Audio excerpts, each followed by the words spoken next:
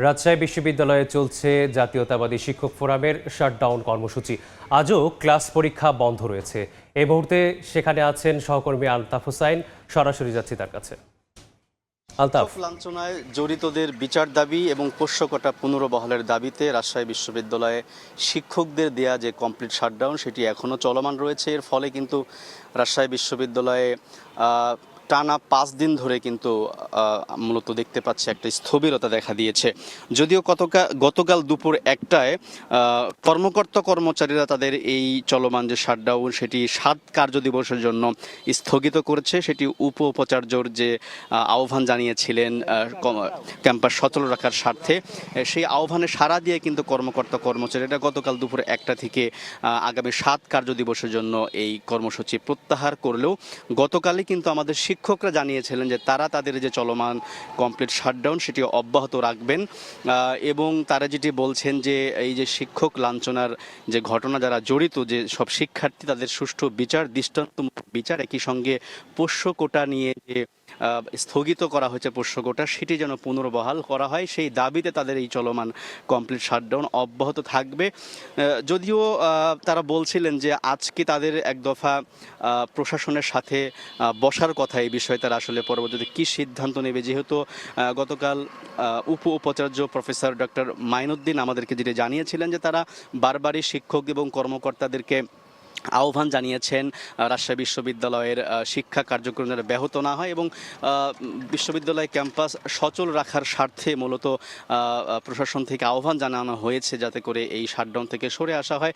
তারই উপর ভিত্তি করে কিন্তু কর্মকর্তারা প্রত্যাহার করলে শিক্ষকরা কিন্তু এখন পর্যন্ত অব্যাহত রেখেছে। যদিও আজকে আরও এক দফা শিক্ষক এবং প্রশাসনের সাথে হয়তো একটা বৈঠক বা আলোচনা হতে পারে। পরবর্তীতে শিক্ষকরা তাদের এই কর্মসূচি প্রত্যাহার করতে পারে অথবা তারা জানাবেন এই বিষয়ে তাদের সিদ্ধান্ত। জানিয়ে রাখি যে এই যে ৫ দিনে যে টানা কর্মসূচির ফলে কিন্তু আমরা দেখছি ক্যাম্পাস একদম স্থবিরতা দেখা দিয়েছে এবং শিক্ষার্থীরাও নেই এবং ক্যাম্পাসে যে একাডেমিক প্রশাসনিক কার্যক্রম সেটিও বন্ধ ছিল। তবে কর্মকর্তারা যেহেতু প্রত্যাহার করেছে, স্থগিত করে ৭ দিনের জন্য, এখন তারা হয়তো ধীরে ধীরে কাজে ফিরবে, এটাই আমরা আসলে ক্যাম্পাসে এখন দেখছি। এই ছিল রাজশাহী বিশ্ববিদ্যালয়ে কমপ্লিট শাটডাউন কর্মসূচির সবশেষ খবর। সহকর্মী আলতাফ হোসাইন যুক্ত ছিলেন রাজশাহী বিশ্ববিদ্যালয় থেকে। চাকসু ও হল সংসদ নির্বাচনের চূড়ান্ত প্রার্থী তালিকা প্রকাশ করেছে নির্বাচন কমিশন। বিস্তারিত জানাতে চট্টগ্রাম বিশ্ববিদ্যালয় ক্যাম্পাসে আছেন সহকর্মী নিগার মেহরিন রিনি। সরাসরি যাচ্ছি তার কাছে। চট্টগ্রাম বিশ্ববিদ্যালয়ের কেন্দ্রীয় ছাত্র সংসদ, হল সংসদ এবং হোস্টেল সংসদের যে চূড়ান্ত প্রার্থী তালিকা সেটি প্রকাশিত হয়েছে এবং প্রার্থী তালিকা অনুযায়ী চূড়ান্তভাবে ব্যালট নাম্বার সহ ৯০৭ জন প্রার্থী মনোনয়ন পেয়েছেন, যেখানে কেন্দ্রীয়তে ৪১৫ জন, হল সংসদে ৪৭২ জন এবং যে শিল্পী রশিদ চৌধুরী হোস্টেল সেখানে ২০ জন চূড়ান্তভাবে মনোনয়ন পেয়েছেন।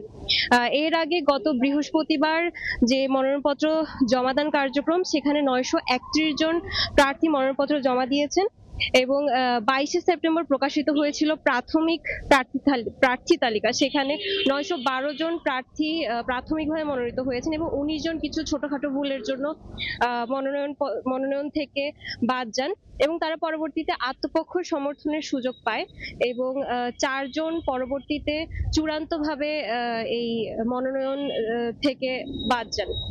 এবং গত ২ দিন অর্থাৎ মঙ্গলবার এবং বুধবার প্রার্থিতা প্রত্যাহারের সুযোগ ছিল, সেখানে নতুন করে আরো ২০ জন প্রার্থী মনোনয়নপত্র প্রত্যাহার করেন। তার মধ্যে ১১ জন কেন্দ্রীয়তে এবং ৯ জন হল সংসদে তারা নিজেদের যে প্রার্থিতা সেটি বাতিল করেন। সর্বমোট ২৪ জন প্রার্থী তাদের যে চূড়ান্ত প্রার্থী তালিকা সেখান থেকে বাদ পড়েন এবং আগামীকাল থেকে আসলে যারা প্রার্থী হিসেবে মনোনয়ন পেয়েছেন তারা আচরণবিধি মেনে যে প্রচারণার কাজ সেটি শুরু করতে পারবেন।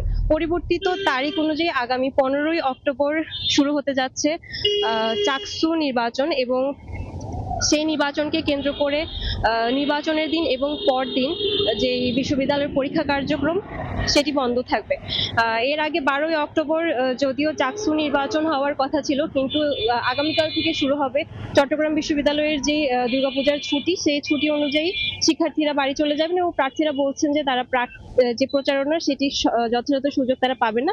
সেই জন্যই আবেদনের প্রেক্ষিতে তারা এই যে তারিখটি, নির্বাচনের তারিখ, সেটি পেছানোর আবেদন করেন এবং সেই অনুযায়ী তারিখ পেছানো হয়। চট্টগ্রাম বিশ্ববিদ্যালয় থেকে এই ছিল আমার কাছে সর্বশেষ। যুক্ত ছিলাম চট্টগ্রাম বিশ্ববিদ্যালয় থেকে।